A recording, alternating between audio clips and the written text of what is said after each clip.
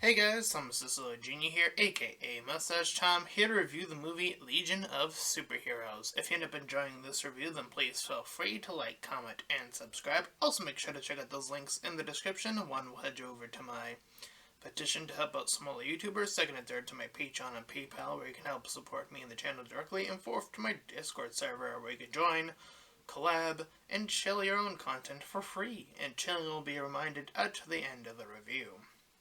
With all that out of the way, let's get into the Legion of Superheroes.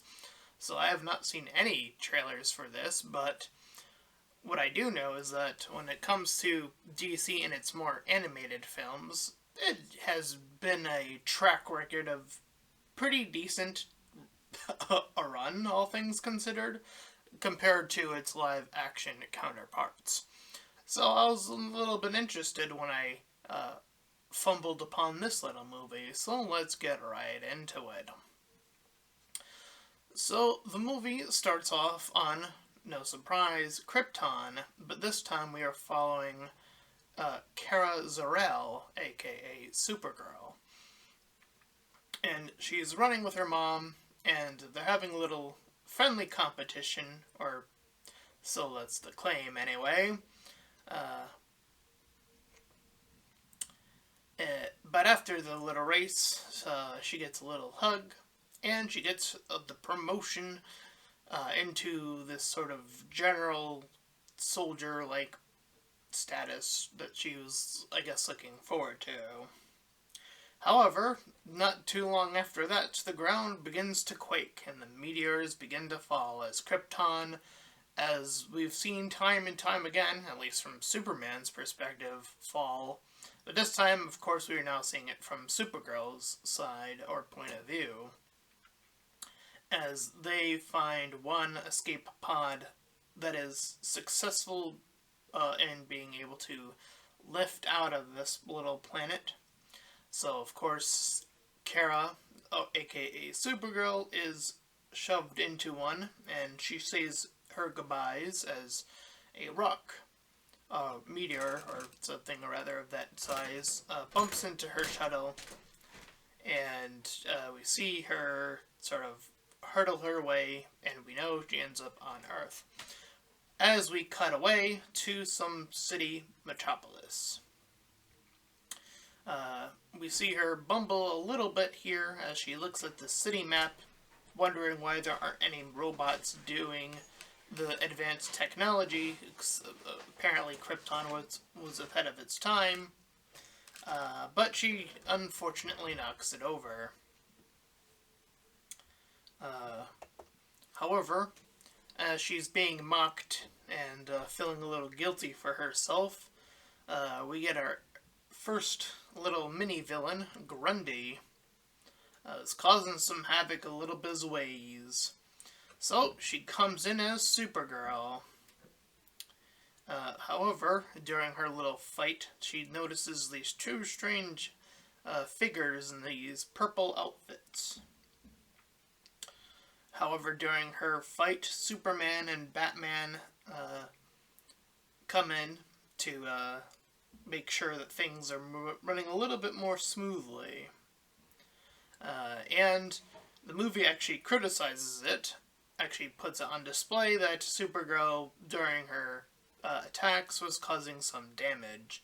So one of the people shows her, like, hey, you've been, despite you saving us, you've obviously done a great deal of damage.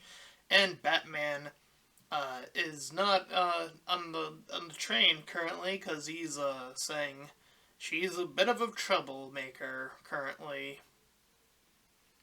But sadly, Supergirl overhears this, obviously with super hearing in tow with all of her other superhero-based powers. So, as we see Flash arrive late on scene, and Batman notices that the gun that Grundy was using had red kryptonite on it, in it.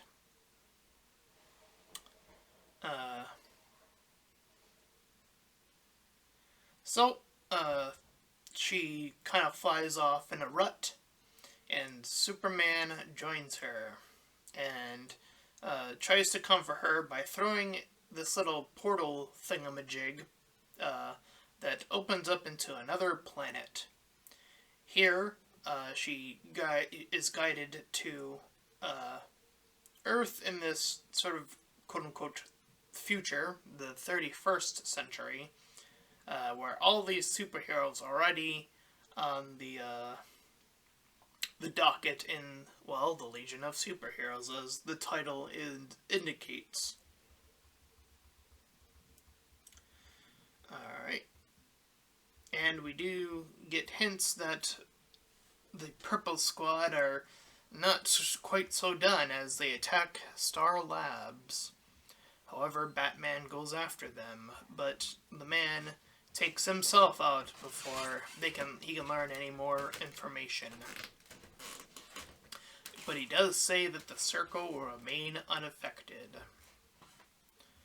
And meanwhile, we cut back to our planet, our futuristic planet of superheroes, and we meet Mon-El, a not quite from Krypton, but a Krypton enthusiast, I suppose.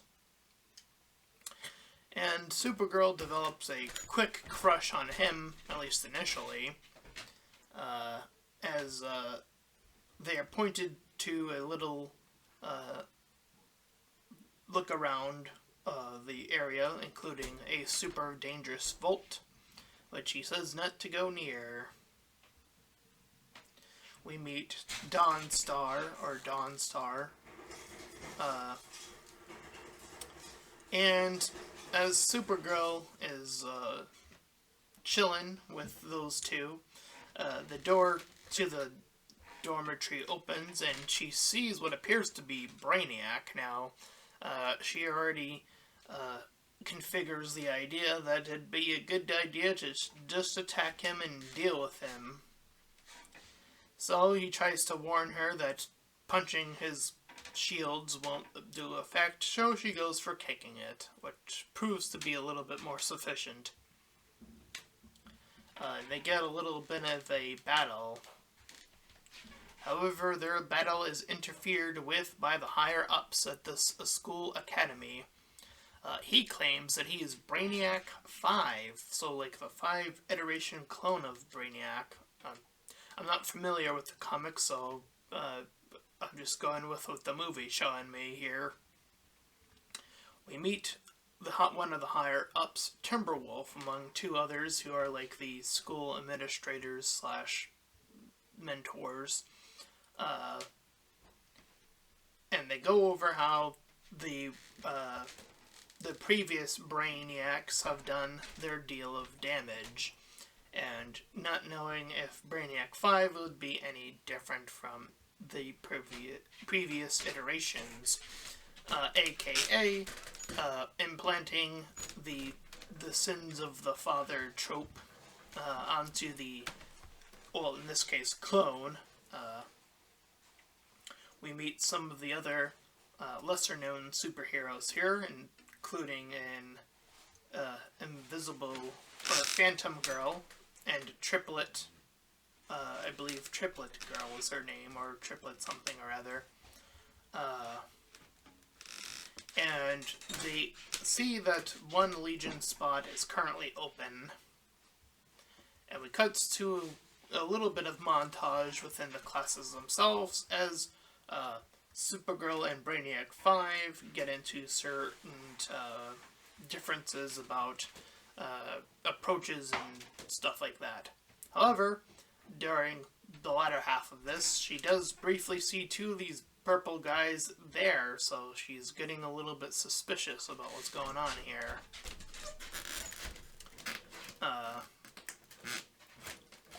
So we see Triplet Girl gets attacked, and Brainiac 5 is sneaking about, so again, he continues to look suspicious.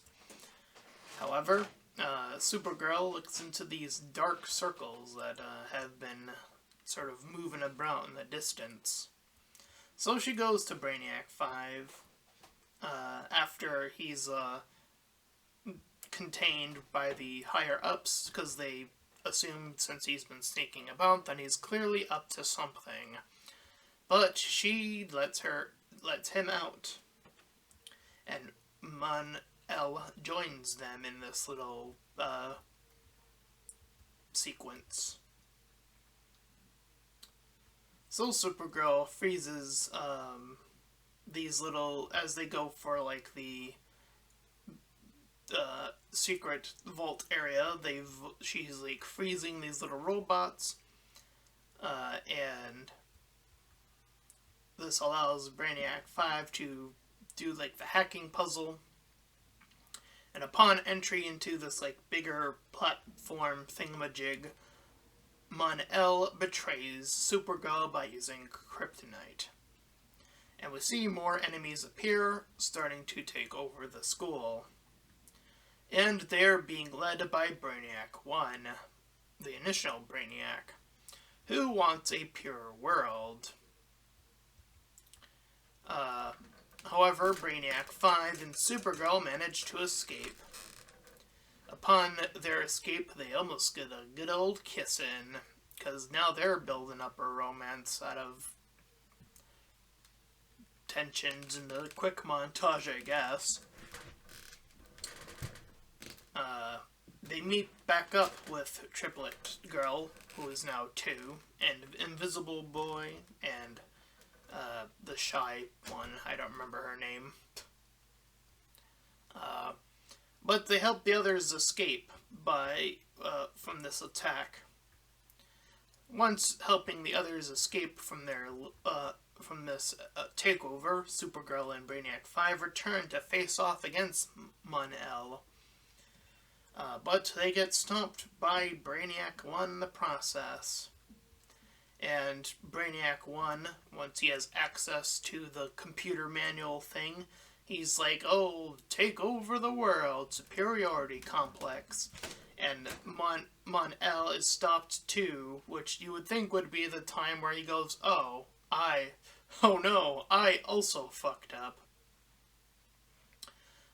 But we do see that the Brainiac has the other brains attached to him, and they sort of talk to him from time to time with their differing opinions, and that does come into play, so it's setting up that.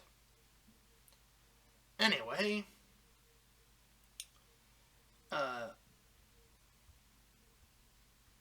so through this process of talking to himself, and Brainiac 5 leaning into that, he manages to get the original Brainiac to break himself in half. Supergirl gets up and manages to touch this console, and she sees her mom, and has a epiphany that she could, in theory, fix Krypton. But it would come at the cost of all these other planets. So she obviously picks the rest of the planets and puts saving Krypton, leaving it in the past, as that was the choice she was left with. And the fight continues outside, though, once Brainiac is stopped, as there's still some resistance from this takeover that's happening. Including, and not limited to, stopping Mon-El, which Supergirl faces off against him. And once they successfully arrest him, all the other superheroes, including the founders of the Legion, all arrive to be there super late. And it was one phone call away at some point when Brainiac went to go get help. So the help just happened to come after the fact of everything.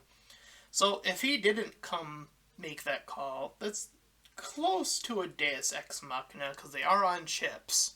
That's very, very close to a Deus Ex Machina, an actual translation, which translates to end in machine, by the way.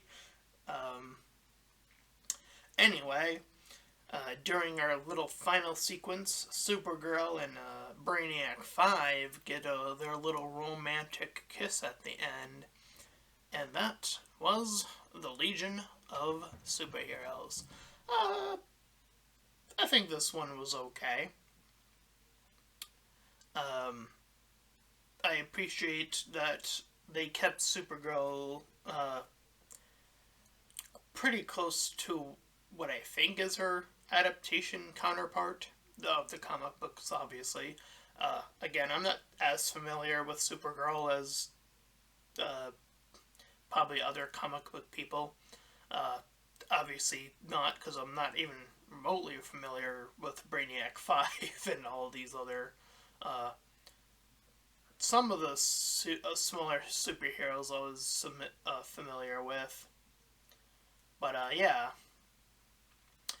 So, I would say, for the most part, pretty enjoyable. I'd probably give this one a 6 out of 10.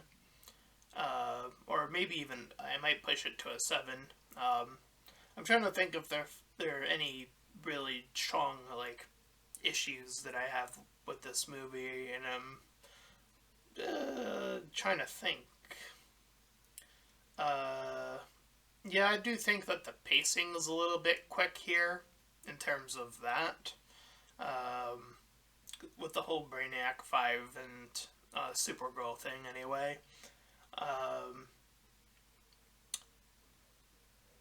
yeah, uh, I do like this sort of idea that Supergirl is confronted with an enemy that is very much in line of where she thought she wanted to be, and AKA she wanted Krypton, this futuristic utopia. That's how she saw it, anyways. And here we have Brainiac, who is wanting this pure utopia, which is also gonna diminish the weak. Uh, which of course would probably be all humans anyway. So as well as all people strong, because he didn't want any confrontation of or anyone else stopping him. So he probably would have taken out mostly everyone. Um, and that is like the ultimate, like, well, when you strive for that level of perfection, you literally leave it with nothing, because you can't. It is, well, impossible to reach perfection, as I'm sure is like the theme of this movie, right? You can't quite get there.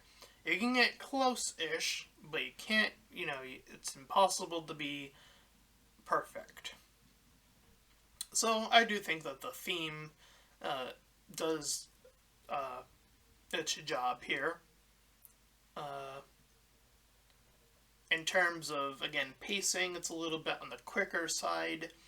Um, Obviously, there's a great deal of side characters and the other superheroes that are here. Um, Kind of also slanting in with some Justice League stuff and Batman, Superman, and Flash, which is fine. And obviously, it's to set up Supergirl arriving in this place at all, so I don't mind that too much. So yeah, I'd probably stick with either a 6 or a 7, somewhere in between there. Either way. Um, so that is my full review of Legion of Superheroes, and if you ended up enjoying this full review, then please feel free to like, comment, and subscribe. Also make sure to check out those links in the description, and one will head you over to my petition to help out smaller YouTubers, second and third to my Patreon and PayPal, where you can help support me and the channel, and my Discord server, where you can join, chill, and do your own content for free there. And until next time, everyone, bye-bye.